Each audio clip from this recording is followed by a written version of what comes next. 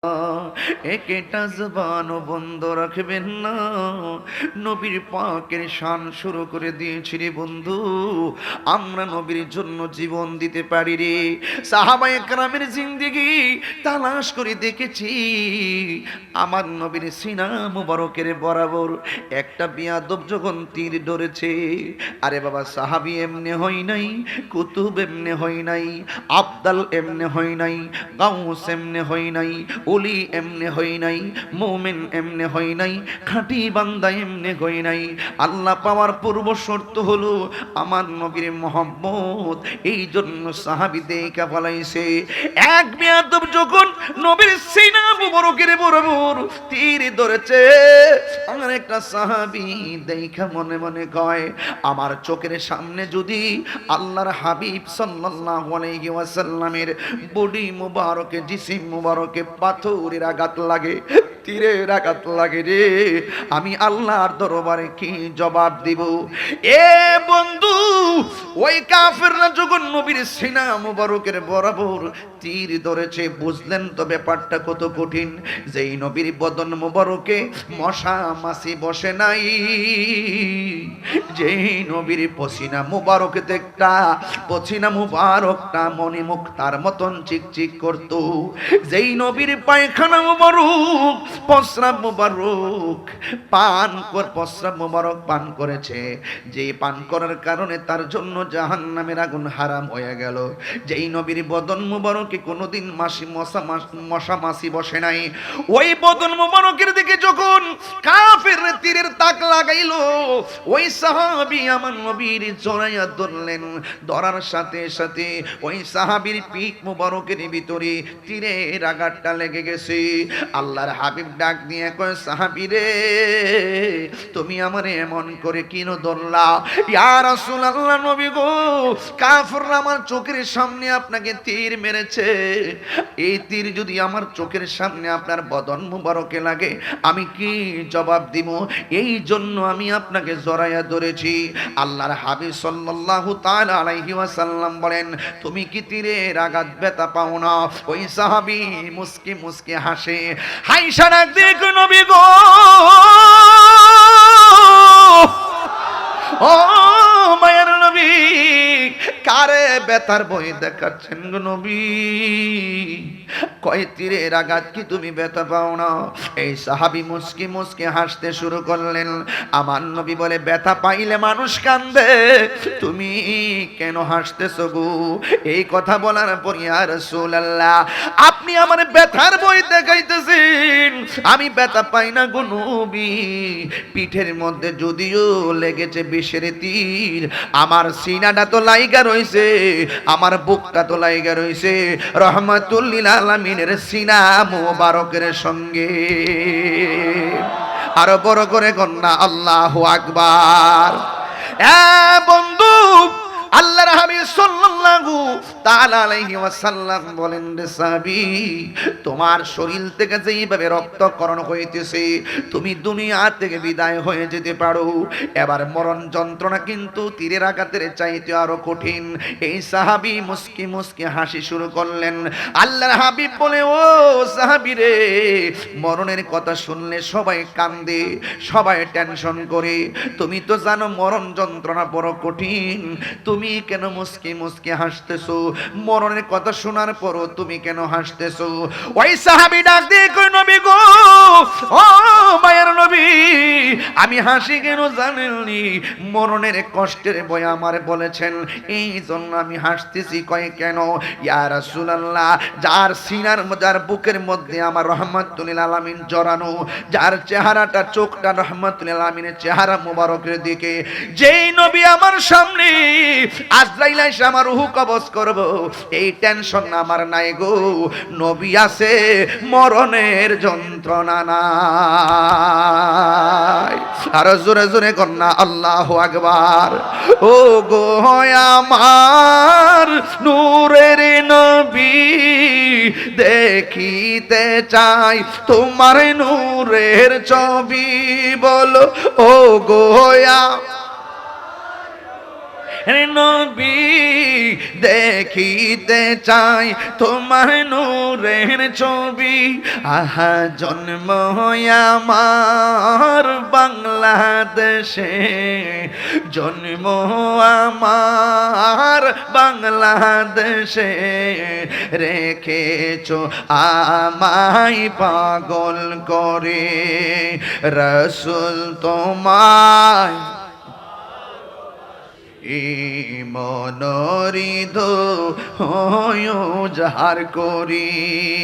বুকের মাঝে জ্বালায় আমার, দূর হবে তো মারে দিদারে, দূর হবে তো মারে দিদারে। উম্মতের দরদি তুমি, তোমার প্রেমে পাগল আমি, বলো উম্মতের তোমার প্রেমে পাগল আমি।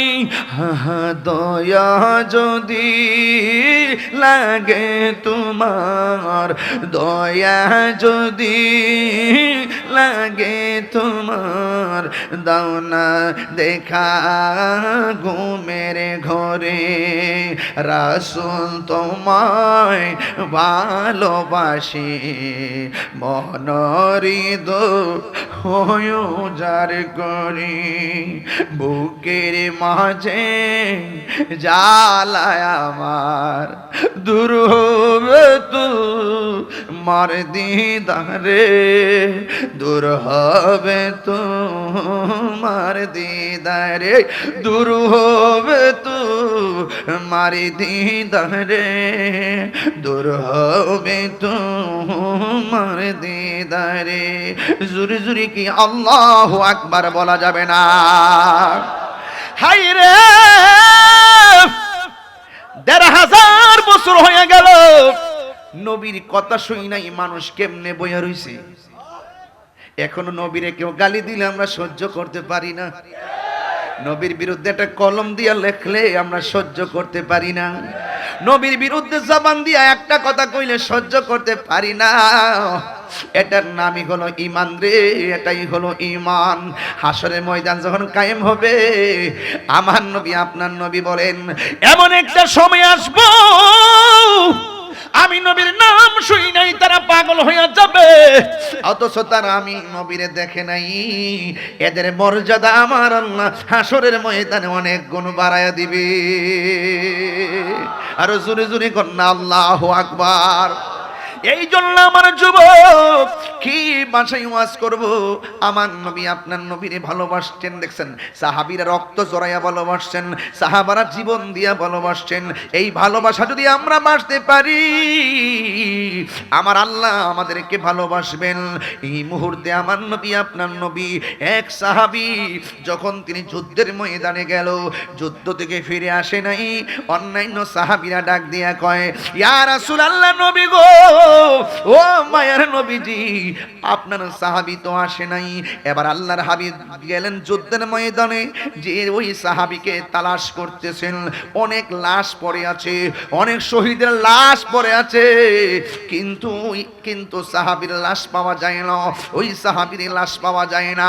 কিছুক্ষণ পর তাকে দেখতেছেন, আমার নবী তাকায় দেখতেছেন, ওই সাহাবীর হাত কাটা, ওই সাহাবীর চোখের মধ্যে আঘাত, ওই সাহাবীর গলার মধ্যে আঘাত, লাশ হইয়া জমিনের মধ্যে পড়ে আছে। আল্লাহর হাবিব উম্মতের কষ্ট সহ্য করতে পারে না। আমার নবী ভারাক্রান্ত হৃদয় নিয়া আসমানের দিকে একটু বিষণ্ণতা নিয়ে তাকাইলেন, আসমানের দিকে তাকাইলেন, দুইটা হাত আল্লাহর দরবারে বাড়াইলেন। বাড়ানোর সময় চোখ মোবারকের মধ্যে পানি মোবারক ছিল।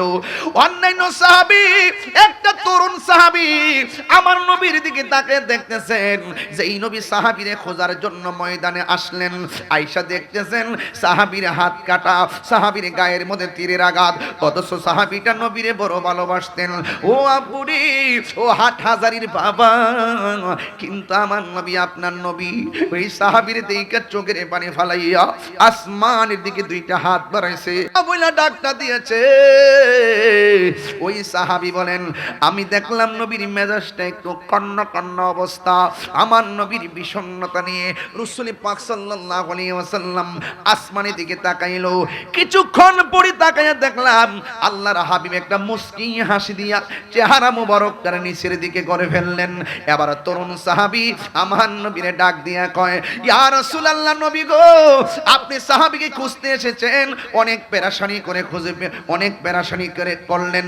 এবার সাহাবীরে দেইখা মনটা একটু বিষণ্ণতা নিয়া আসমানের দিকে তাকাইলেন, কিন্তু আসমানের দিকে তাকাইয়া মাথাটা নিচু, মাথা মুবারক নিচু করার সময় আপনি মুস্কি মুস্কি হাসি মারলেন, কারণটা কি?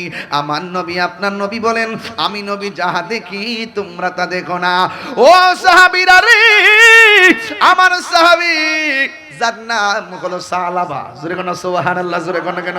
এই আসমানের দিকে আমার নবী তাকাইলেন, তাকাইয়া একটু মনটাকে একটু কষ্টার্জিত ভাবে উপরের দিকে তাকাইয়া আমার মুস্কি হাসি দিল। কেন জানেননি?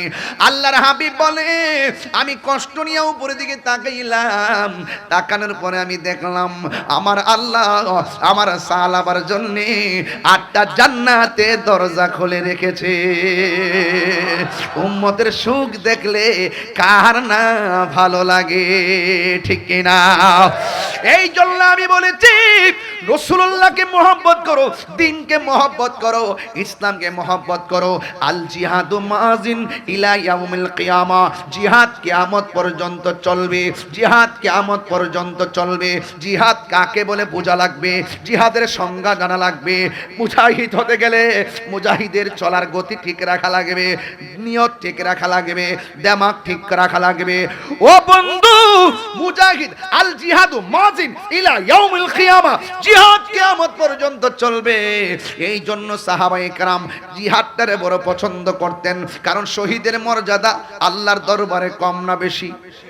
ইয়াসমাউ ইয়াউমাল কিয়ামাতি সালাসাতুল আম্বিয়া ও সুম্মাল উলামা ও সুম্মা শুহাদা।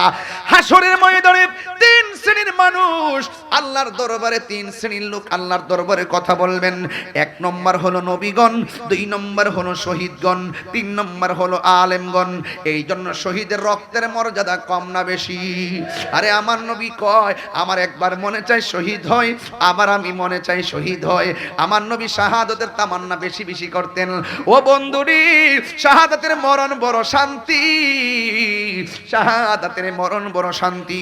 এই শাহাদাত হওয়ার তামান্না লাগবে লিল্লাহি ওয়া লিরাসূল, আল্লাহ এবং নবীর জন্য। এছাড়া দুনিয়াদারির জন্য হলে চলবে? চলবে চলবে চলবে?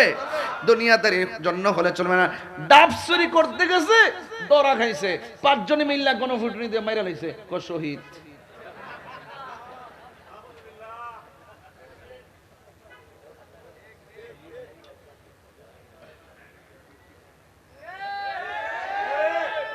ঠিক আছে কিনা? শহীদ তো এখন বাড়ি বাড়ি। শহীদ কি এত সহজ জিনিস? ফানিবাদ, পান্থাবাদ, অনেক কঠিন নাম, অনেক ত্যাগের নাম, অনেক স্বপ্নের নাম, অনেক প্রেমের নাম, অনেক সাধনার নাম। এই জন্য বলছি, আমরা যা কিছু করব আল্লাহর সন্তুষ্টির জন্য করব, যা কিছু করব আমার নবীর মহব্বতের জন্যই করব। দুনিয়ার কোনো লৌকিকতা, দুনিয়ার কোনো আধিপত্য, দুনিয়ার কোনো টাকা পয়সা লোভ লালসায় যদি আমরা ধাবিত হয়ে যায়, তাহলে মঞ্জিল মকসুদে পৌঁছা যাবে। বুঝেন না ওয়াজ? কিছু বুঝছেন?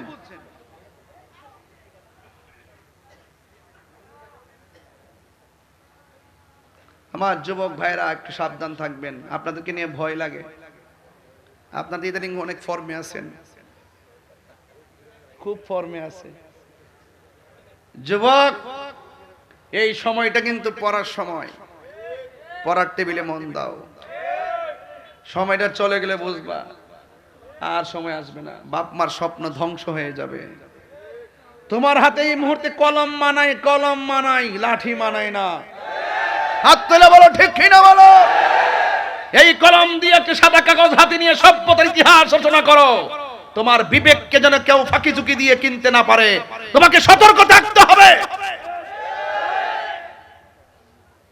আমার সন্তান আছে না, আমার সন্তানকে নিয়েও তো আমার স্বপ্ন, কিন্তু সন্তান যদি মাঝখানে গিয়ে আমাকে ছেড়ে চলে যায়, দুনিয়াদারির পাল্লায় পড়ে আখিরাতকে ভুলে যায়, তাহলে এই জীবনে কোনো দাম আছে? আরো বড় করে দাম আছে। সতর্ক থাকতে হবে, অ্যালার্ট থাকতে হবে, আমরা যেন অন্ধ না হয়, আমাদেরকে সতর্ক থাকতে হবে। এই জন্য আপনাদের সকলকে বলবো, মারামারি, কাটাকাটি, ঝগড়া, খুন খারাপি শান্তি বয়ে আনে না। শান্তি আনবে, আসবে একটাই পথ, লাকাদ কানা লাকুম ফি রাসূলিল্লাহি উসওয়াতুন হাসানা। নবীর আদর্শের পথ যারা অনুসরণ অনুকরণ করবে তাদের মাঝে শান্তি নিহিত রয়েছে। কথা বলেন ঠিক না বেঠে? এই যে আপনারা কি আমার কথায় রাগ করেছেন, গোসা করেছেন? আওয়াজ করে বলুন, রাসূলুল্লাহর আদর্শ ধারণ করতে চাই কি চাই না? নামাজের দরকার আছে না নাই? রোজার দরকার আছে না নাই? মা বাবার খেদমতের দরকার আছে না নাই? আমাদের দেশে বহুত মানুষ আছে মা বাপরেও কষ্ট দেয়, আছে কিনা? মা বাপের খবর নেয় না, মা বাবা যত টেনশন করে খবর তো নেয় না। শুধুমাত্র এসে মাসে মাসে টাকা আনতেছে বাড়ি থেকে, আমার 10,000 লাগবে, কিন্তু টাকাটা কোথায় খরচ করে মা বাবা এখন এই জবাবদিহিতার জায়গাটাও হারিয়ে ফেলছে। আগে 20 টাকা দিলে কইছে কি করছস হিসাব দে, এখন হিসাব চাইলে লেখাপড়াই করতাম না। হাজার হাজার টাকা মা বাপ থেকে ধোকা দিয়ে এনে ডানে বামে খরচ করে। ইদানিং দেখছি অনেক মেয়েরা পর্যন্ত সিগারেট খায়। কি খায়? অনেক মেয়েরা সিগারেট খায়, আনন্দের সাথে খায়, রুম লাগাইয়া একজন দুইজন তিনজন মিল্লা টানতেছে ইচ্ছা আমাদের সুখ টান। 2 দিন পরে শোনা যায় কর্ণফুলী ব্রিজের নিচে বইরা রইছে। হারামের মধ্যে কি আরাম আছে? আর বড় করে হারামের মধ্যে আরাম আছে? শুধুমাত্র তাই না তো, মহিলারা এখন সুদও খায়, টাকা লাগায়, টাকা লাগায়, 1000-এ 100, 10,000-এ 1000, 1,00,000-এ 10,000। এই মহিলায় আবার জামাই রেখো, খাইলে খাও না খাইলে যাও। টাকা যখন দেখুন বুঝেন নাই, স্বামী যখন স্ত্রীর কাছে সব টাকা জমা রাখে, স্ত্রীর রাত্রে কয় কত মানুষ দেখছি, তোমার মতে মানুষ সহজ সরল মানুষ দেখি নাই। আর টাকাটা যদি না রাখে তখন রাতে বলে তুমি তো আমাকে বিশ্বাসই করো না। সাবধান, স্ত্রী স্বামীর কাছে দাসী নয়, আমানত। স্বামীর সম্পদ স্ত্রীর কাছে লুটের মাল নয়, সেটাও আমানত। এই 2 আমানত রক্ষা করতে হবে দুইজনকেই। কথা বলেন ঠিক কি না বলেন? হুন্না লিবাসুল লাকুম ওয়া আনতুম লিবাসুল লাহুন্না। নারী হলো পুরুষের পোশাক, পুরুষ হলো নারীর পোশাক। স্ত্রী যদি মারা যায়, স্বামী যদি বলে আমার স্বামী, স্ত্রী যদি মারা যায়, স্বামী যদি বলে আমার স্ত্রীটা অসাধারণ ছিল, অনেক ভালো ছিল, আল্লাহ পাক স্ত্রীকে মাফ করে দেন। স্বামী যখন মারা যায়, স্ত্রী যখন বলে আমার স্বামীটা অনেক ভালো ছিল, তখন আল্লাহ পাক স্বামীটাকে ক্ষমা সুন্দর দৃষ্টিতে দেখেন। এই জন্য যুবক ভাইরা আপনাদেরকে অনুরোধ করে বলছি, পায়ে হাত রেখে বলছি, আপনাদের এখন শিখার সময়। এমন কাজ করবেন না, এমন পাগলামি করবেন না যে নিজের মাথায় নিজে কুড়াল মারতেছেন। এই যে আমি শুরুতে মাঝখানে বলছিলাম নেশার কথা, আমি প্রতি ওয়াজ এই কথাগুলো বলি, কারণ আমি তো অনেক জায়গায় যাই, অনেক বিচার আচার আমি করি, অনেক জায়গায় অনেক অভিযোগও শুনি, আবার ওয়াজের বক্তের সুবাদে বহুত লোকের অভিযোগ আমার কাছে আসে। এই পোলাপান, অনেক যুবক পোলাপান গুলো হাসতে হাসতে আবার ট্যাবলেট খাচ্ছে, ওর ব্যক্তি জীবন শেষ করে ফেলছে, ওর মায়ের স্বপ্ন শেষ করে ফেলছে, সামাজিক মূল্যবোধ হারিয়ে ফেলছে। আর ভবিষ্যতের কথা বললে তো লাভ নাই। কেন? সে তো আজকে খায়, আজকেই রাইত, আজকে খায়, সে কালকের চিন্তা কি করবে? শেষ পর্যন্ত কুত্তার মতন পয়রা মরে। গাঞ্জুটারে কেউ ভালোবাসে না, নেশাখোররে কেউ ভালোবাসে না। যত খুন খারাপি হচ্ছে দেখবেন নেশার কারণে। এই নেশাখোরের কাছে 200 টাকা ধরাই দিলে ভালো মানুষের কাপড় চোপড় কাইটটা, ব্যাগ ট্যাগ কাইটটা তারে মাইরা মোরাইয়া টাকা পয়সা নিয়ে যায়। তাইলে বলুন, নেশা কি শান্তি না অশান্তি? এই নেশা কি চলবে? আরো যারা চলবে, তাহলে আজকে থেকে ওয়াদা করে আমরা কখনো নেশা করব আল্লাহ এবং রাসূলুল্লাহকে যদি আমাদের মনের ঘরে আমরা যদি জায়গা দেই, তাহলে দেখবেন ইনশাআল্লাহ আমাদের ইহকাল পরকাল মঙ্গল হয়ে যাবে। আর আজকের এই মাহফিলে যারা আপনারা এত কষ্ট করে এসেছেন, বৈরী আবহাওয়ার ভিতরে আমি কিন্তু তাড়াহুড়া করে ওয়াজ করছি, দেখছি যে আকাশটা বিজলি দিচ্ছে, মনে করছি যে আবার বৃষ্টিটা আইসা পড়ে, তাড়াহুড়া করে ওয়াজ করেছি, দেখলাম যে না, আল্লাহ পাক এই পর্যন্ত ভালোই রেখেছেন। কথা বলেন ঠিক না বেটি? এই জন্য আমার যুবক ভাইরা, হাটহাজারী একটি ঐতিহাসিক জায়গা, এখানে শেরে বাংলা রহমতুল্লাহ আছে। এটা আমাদের চেতনার জায়গা, কথা কন ঠিক না বেঠে? এটা আমাদের আদর্শের জায়গা। এই জন্য আপনাদের সকলকে চালাও সে পথে যে পথে তোমার প্রিয়জন গিয়েছেন চলি, সে আল্লাহর ওলিদের আদর্শ হৃদয়ে লালন করতে হবে। আজকে আহলে সুন্নাত ওয়াল জামাতের কথা যদি একটু বলে যাই, আমরা সুন্নি নাকি এখন দুই না এক? এই আপনার ঠোঁট ললো না কেন? এই মিয়া রাগ তো লাইন না, কিন্তু আমি জানেন না আমি কেমন বক্তা, খালি আজকে থেকে লাইন মতো কথা কইতাছি। আপনি দেন তাকাই রয়েছেন, মানে মনে হচ্ছে আপনি একদম উগান্ডা থেকে আইছেন। আপনি কথা কন না তো। কথা কন, কি বলছিলাম?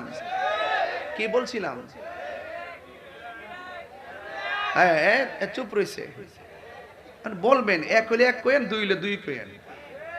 সুন্নিরা কি দুই না এক? ওই যে অনেক কেমনে তুলছে, এক হাত এভাবে তোলে এভাবে। সুন্নিরা কি দুই না এক? ওই যে আরেকটা হাত, ওই যে আরেকবার মোবাইল দিয়ে রয়েছে। এই বেটা এই ও বাজার একটা আঙ্গুল তোলেন আল্লাহর হস্তে। সুন্নিরা কি দুই না এক? এই যে পীর মাসে এক, দুই না এক? এবার আমরা আর ভাগাভাগিতে, এবার যে ছোট্ট করে অল্প সময় মাত্র 1-1.5 মাসে এক হইছি, বাংলাদেশে একটা লারা ভরছিনি, কথা কেন লারা ভরছিনি? ওই ডাইন দিকে মোমবাতি, বাম দিকে সিয়ার, সামনে একতারা, মিলে জিলে সুন্নি জোটের আওয়াজ পুরা ঠাস ঠাস আওয়াজ হইছে, কথা কোন? এবার আমরা কি দুই না এক? রাজি আছেন ইনশাআল্লাহ? সামনে হইতো না ইনশাআল্লাহ? কারা কারা একসাথে চলতে রাজি আছে? হাত তুলে নারে তাকবীর।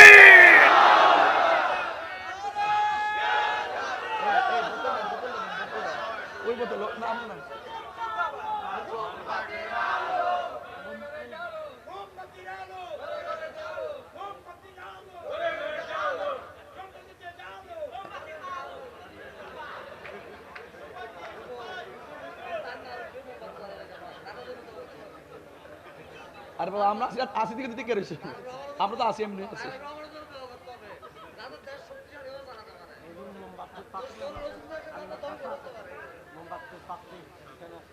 আছে, হ্যাঁ মুক্তার ভাই আছে, মারহাবা জোরে গো। না, দোয়া সবার জন্য করি। সুন্নিরা তো শান্তিপ্রিয় মানুষ, এটা কি সত্য না মিথ্যা? আমরা আদর্শ কি আবারও জানান দল রাখবো? সত্যিকার দেশপ্রেমিক থাকলে তো সুন্নিরাই আছে, কথা কান ঠিক না বেটি? ওলি আল্লাহর দেশ এটা, ঠিক না? আর সুন্নিরা তো ওলি আল্লাহর ভক্ত, কথা কান ঠিক না বেটি? আর এই দেশের এমপি হন, মন্ত্রী হন, যেই হোক না কি লেগে বাবা শাহজালাল শাহপুরানের মাজার জিয়ারত দিয়েই তো শুরু করে।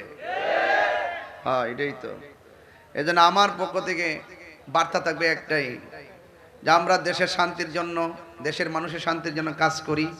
মারামারি কাটাকাটি হানাহানিতে আমরা আসি, আমরা নাই। এই জন্য অনুরোধ করব, যারা অশান্তি সৃষ্টি করতে চায়, যারা অশান্তি লাগাতে চায়, তাদেরকে বলবো একটু সাবধানতার সাথে দেশটাকে সমান তালে ভালোবাসুন। মিলেমিশে থাকলে দেশটা অনেক দূর এগিয়ে যাবে, কথা বলেন ঠিক কিনা? আর আমি ওয়াজ মাহফিলে এখন আর কোনো কথা কই না, কইয়া লাভ নাই। জায়গা মতো যাইতে পারলে দেখতেন কি কই, বেশি লাগলো নইলে ইনশাল্লাহ। তবে যাই হোক, দেশের নামে কিছু দেশদ্রোহী আছে, ধর্মের নামে কিছু ধর্মদ্রোহী আছে। দেশদ্রোহী এবং ধর্মদ্রোহীদের কাছ থেকে আপনি আমাকে সকলকে সতর্ক থাকতে হবে, কথা বলেন ঠিক না বেঠা? আল্লাহ আমাদের সকলকে বোঝার তৌফিক দান করুন।